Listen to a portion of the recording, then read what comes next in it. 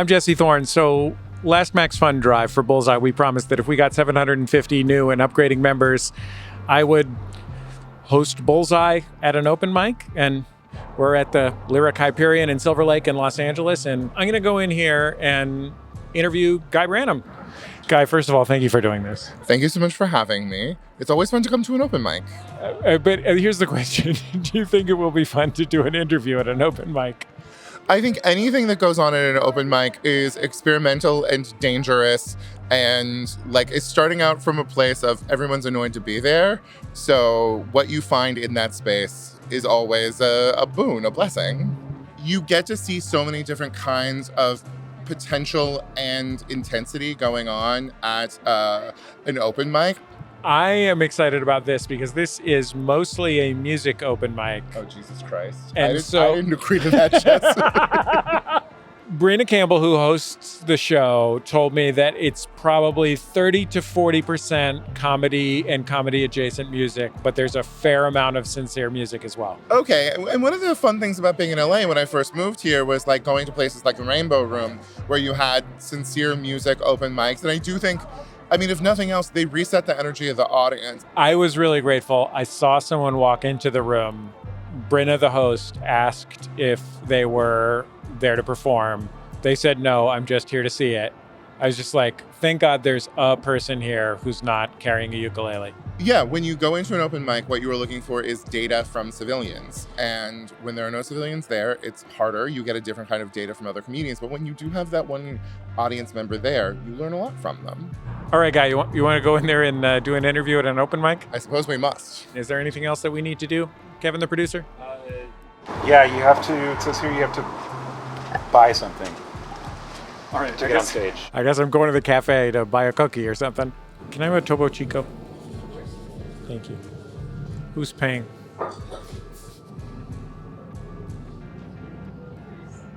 Give it up for NPR's Bullseye with Jesse Thorn.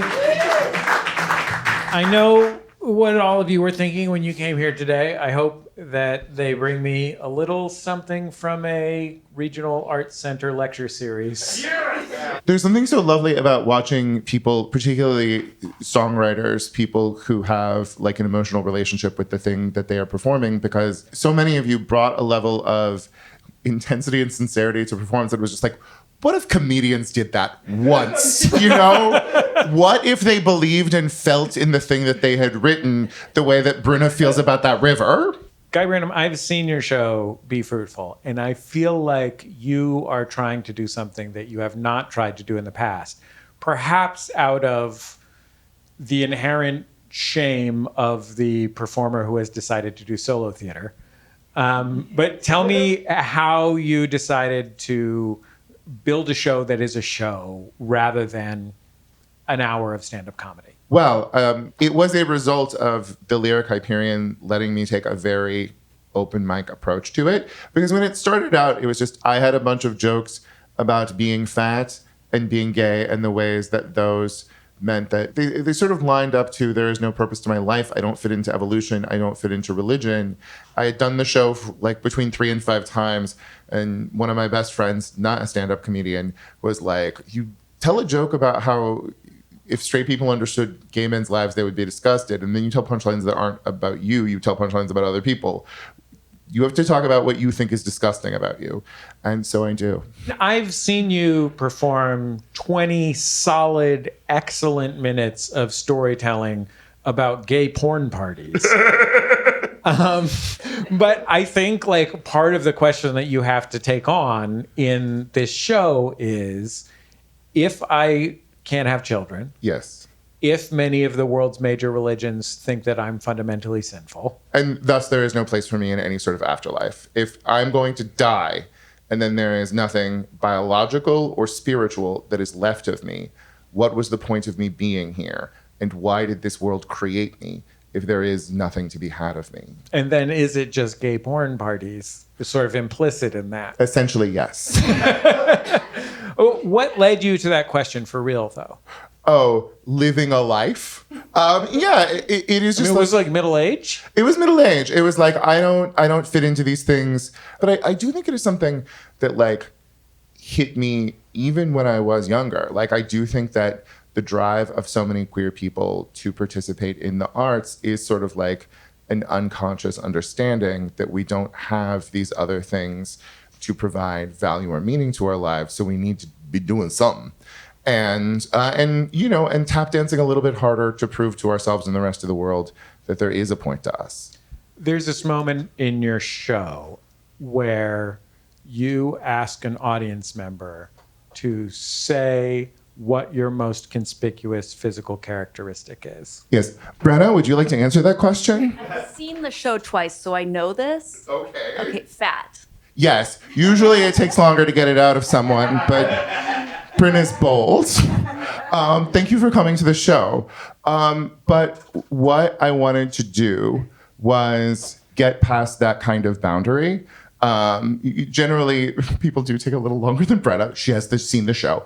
But I want people who are telling me that I'm tall or bald or whatever and trying to sidestep having to deal with the thing that I have to deal with every moment of every day. Let's get past it. As somebody who really loves jokey stand-up, somebody who loves club stand-up, there is a sense of... I mean, you wrote for Joan Rivers, yes, the jokest of joke stand-ups. Right. And there's something that feels a little like, are you compromising when you are going into a theater space and doing something that is theatery? And I want people to get into a place where they know that they are safe, but we can talk about these things and they don't have to look away. They can look at them. And it's okay because I'm holding their hand. Do you feel like people are always looking away in your day-to-day life? I think there are very complex kinds of looking away. And I think we do so frequently. For people that we know, we ignore their marginalizations because we don't want to have to think about them directly. It's like when Oprah's neighbor in Ohio was like, I don't think of you as black. For so long, when we talk about fat people in a news story, we show them with their heads cut off. So because we don't want to serve them the indignity of having their humanity associated with their fatness. God forbid. And, I think that can be hard, and God knows I do the same thing with so many people that I know and love and don't think about the full set of experiences. I mean, women are 51% of the population, and the shit that they go through to survive, to get to the car, are things that men don't think about because we don't want to think about how horrible that would be or that we're the ones doing it. But I think we've talked a lot more about gayness and like a particular narrow kind of white ab-having cis male gayness. But I think for these things, like particularly for fatness, people don't like to think about it. You graduated from law school. Yes. And when I saw your show, I thought to myself, to what extent does Guy Branum embrace, and to what extent does he have to fight against in creating a solo show the urge to make it an oral argument? Yes, I really enjoy and am proud of the way that I was taught to structure arguments and structure thought. But then I very much take advantage of the indulgences of not having to be a responsible person. That's why I am not a lawyer, because I could not be a responsible person. Years ago when I was working on Totally Biased with W. Kamau Bell, our executive producer was Chris Rock, and I had written a piece for that show, and he was like, you are a preacher and you can get away with preaching, but you do that at the expense of jokes. And there can be, cadence and rhythm and charisma have gotten a lot of people a lot of ways, but sort of yes, this gets us through the show, but is that the show you want to do? Is a question I will be facing at 7:30 tonight. Well, Guy Branum, thank you so much for doing an interview with me on the stage of a music open mic. Thank you for having me. And my thanks to all of you for indulging us in engaging in NPR when you are trying to remember the bridges of the songs that you wrote earlier today. Everybody, his show is called Be Fruitful, Guy Branum. I'm Jesse Thorn. I'm the host of Bullseye. Our thanks to Brenna Campbell and everybody at the Lyric Hyperion. So there it is. We did it. I gotta say, I don't know what I was expecting, but I think I was just grateful that people weren't mad at us for being there. And grateful to my pal Guy Branum for being the greatest interview subject that anyone could ever have. The Max Fund Drive for 2026 is right around the corner. We've got some cool stuff like this planned.